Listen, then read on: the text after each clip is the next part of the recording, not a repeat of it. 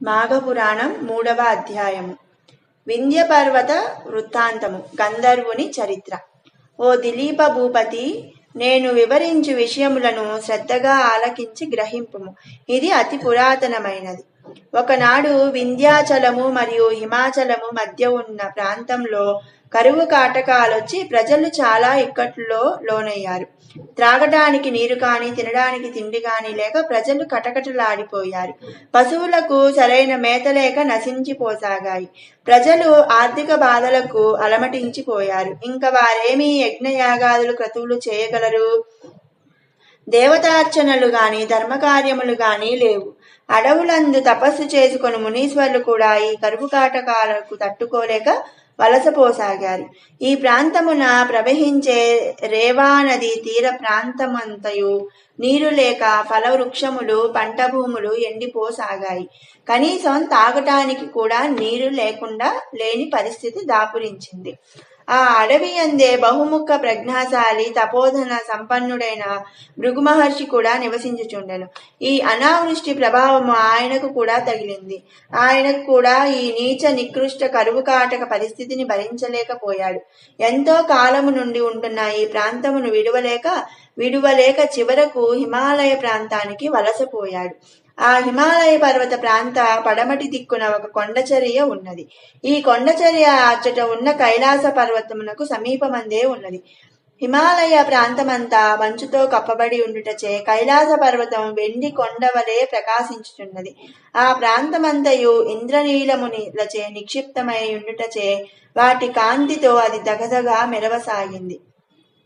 ఆ కొండ వద్దకు తరచు మహర్షులు, జ్ఞానులు, సిద్ధులు, తపోశక్తి సంపన్నులు ఇత్యాదులందరూ వచ్చి ఆ శ్రీమన్నారాయణ్ణి భక్తి భావనలతో స్తుతించి వేనోళ్ల కొనియాడి ఆధ్యాత్మిక చింతనలో మునిగిపోయేవారు.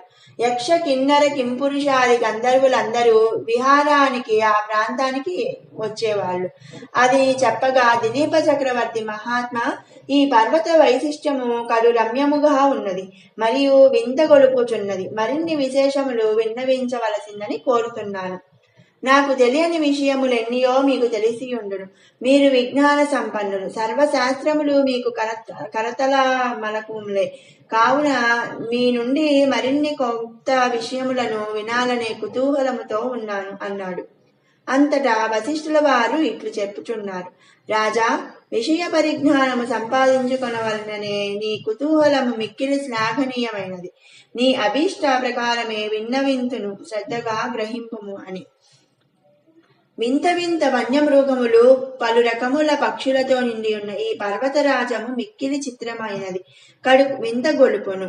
ఇందలి చెట్లు చిత్రాతి చిత్రములై వర్ణములతోనూ ఫలపుష్పాదులతోనూ నిండియుండి కడు రమ్యముగాను ఆకర్షణీయముగా ఉండును. ఆ పర్వతరాజము 30 యోజనములు పొడవు, 10 యోజనముల ఉన్నతమైన అలరారుచుండెను. ప్రకృతి సౌందర్యమునంతను సంతరించుకున్న ఆ పర్వతరాజము కడకు భృగు మహర్షి వచ్చి ఆ పర్వతము యొక్క అందచందాలకు, సుందర నయనానందకర దృశ్యములకు అచ్చెరువొంది కడు సంతోషించాడు. తాను తదేక దీక్షతో తపస్సు చేసి కొనుటకిది అనువైన ప్రాంతమని ఎంచి అచ్చోటనే తన ఆశ్రమమును నిర్మించుకొని తపస్సు చేసుకొనసాగాడు. ఇట్లు కొంతకాలము గడిచిపోయినది. భృగు మహర్షి యొక్క తపస్సు నిర్విఘ్నంగా కొనసాగింది. అత్యంత పరమనిష్టాగరిష్ఠుడగు భృగు మహర్షికి ఆ ప్రాంతమంతయో తగినట్లుగా ఉన్నది. భృగు మహర్షి సంతృప్తిగా తపస్సు చేసి కొనసాగాడు. ఇట్లుండగా ఒకనాడొక గంధర్వుడు భార్యా సమేతుడై ఆ పర్వతము మీదికి వచ్చి విహరించుతూ తపమాచరించుకుంటున్న భృగు మహర్షిని చూశాడు. మహర్షి పట్ల ఆకర్షితుడైన వృత్తాంతమునిట్లు విన్నవించుకోసాగాడు. ఓ మహాత్మా, తమరు తపోశక్తి సంపన్నులు, సర్వజ్ఞులు కావున మీరు దయతలచి నా కష్టములను కడతీర్చమని ప్రార్థించుచున్నాను అన్నాడు. అంతట భృగు మహర్షి, గంధర్వ, నీకొచ్చిన కష్టమేమి? నీవెందులకు విచారముగా ఉన్నావు? నీ వృత్తాంతమంతయు నాకెరింగింపుమని ఆజ్ఞాపించాడు. అంతట గంధర్వుడు, ఓ భృగు మహర్షి, నా కష్టమును నేనేమని విన్నవించగలను? నాకు జన్మ పుణ్యఫలమున స్వర్గము ప్రాప్తించింది. కాని ఎందుచేతనో నాకు ఈ పులిముఖము కలిగినది. నాకు ఈ దురావస్థ ఎందుకు కలిగినదో తెలియకున్నది. నే చేసిన పాపమేమిటో బోధపడకున్నది. ఈ పులి మొగముతో కడు బాధలు పడుతున్నాను. ఎవరికీ నా మొహము చూపించలేకపోతున్నాను. నన్ను చూసిన వారందరూ నేనొక పులినని పలుకరించుటలేదు. ఇక ఈమె నా భార్య. అత్యంత రూప లావణ్యము గలది, మిక్కిలి గుణవంతురాలు, మహాసాధ్వి. నా ఈ వికృత రూపము వలన నేనెందరికీ దూరమైపోతున్నాను. కావున నాకు ఈ రూప కారణము తెలిపి దాని నివారణోపాయమును కూడా తెలుపమని వేడుకుంటున్నాడు. గంధర్వుని వృత్తాంతము, అతని దీనాలాపములను విని అతని వికృత రూపమును చూచిన భృగు మహర్షి హృదయము ద్రవించింది. తన హృదయాన్నెవరో కలచివేసినట్లు అనిపించింది. వికృత రూపములో ఉన్న ఆ గంధర్వుని కెట్లైనా సరే తన శక్తి కొలది సాయము చేయవలనని నిశ్చయించుకున్నవాడే, ఓ గంధర్వ కుమార, నీవు మిక్కిలి దురదృష్టవంతుడివి, భాగ్యహీనుడవు. నీ అదృష్టహీనత వల్ల నీకు దురవస్థ కలిగినది. మనిషిని కృంగదీసేవి 3. అవి పేదరికం, పాపం, దురదృష్టం. ఇవే మనిషిని కృంగదీస్తాయి. కావున వీటిని నివృత్తి చేసుకోవాలి. ఇది ఒక మాఘమాస స్నానము వలనే సాధ్యము. దీనికి అదియే పరమౌషధము. మాఘమాస స్నానమును ప్రతివారును జాతి, కుల, మత భేదము లేకుండా జనులందరూ ఈ మాఘమాస స్నానము చేసి తమ తమ పాపములను నివృత్తి చేసుకొనవచ్చును. కావున నీవు కూడా నీ భార్యతో సహా ఈ మాఘమాస పర్వదినములందు నదీ స్నానము ఆచరింపుము. నీకు శుభములు చేకూరగలవు. ఇది మాఘమాసమే. కావున మీరిద్దరూ నదీ స్నానం చేసి పవిత్రులై విష్ణు పూజలు నిర్వర్తించండి. మీకు మేలు కలుగుతుంది అన్నాడు. మాఘమాస నదీ స్నానం చేసుకోగానే నీ కష్టములు తొలగిపోతాయి.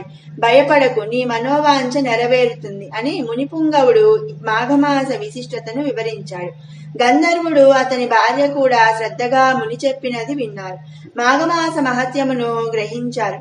వెంటనే సమీపమునందున్న నదిలో సతీ సమేతంగా ఆ గంధర్వుడు ముని చెప్పినట్లే నదీ స్నానం చేశాడు. అంతే, వెంటనే అతనికున్న పెద్ద పులి ముఖము గల రూపము పోయి అందమైన ముఖవర్చస్సుతో వెలిగిపోసాగాడు. భర్తను చూసిన ఆ గంధర్వ భార్య ఆనందంతో ఉబ్బి తప్పిబ్బైపోయింది. మిక్కిలి తేజస్సుతో సుందరమైన ముఖవర్చస్సుతో ప్రకాశించుతున్న భర్తను బిగియారా కౌగిలించుకున్నది. అమితానందముతో ఆ గంధర్వ దంపతులు ఆనంద సాగరంలో ఓలలాడిరి. కొంతసేపటికి ఆ గంధర్వ దంపతులిద్దరూ తేరుకొని మునిశ్రేష్ఠుడైన భృగు మహర్షి వద్దకు వచ్చారు. వారిద్దరూ మహర్షికి సాష్టాంగ దండ ప్రణామములు చేసి భృగు మహర్షిని వేణోళ్ల కొనియాడి తమ నిజవాసానికి వెడలిపోయారు. భృగు మహర్షి వారిని హృదయపూర్వకముగా దీవించి పంపివేశను. ఈ విధంగా గంధర్వ యువకుని చరిత్రను వశిష్ఠ మహర్షి దిలీప మహారాజుకు విన్నవించి, రాజా, వింటివి కదా ఈ మాఘమాస ప్రత్యేకత. కావున మాఘమాసంలో కేవలం నదీ స్నానం ఆచరించినచో ఎంతటి పుణ్యఫలం సిద్ధించునో తెలుసుకొంటివి కదా. మాఘమాస నదీ స్నాన మహిమ ఎంతటి మహత్తు కలదో తెలిసిందా అన్నారు. మాఘపురాణం 3వ అధ్యాయం సమాప్తం.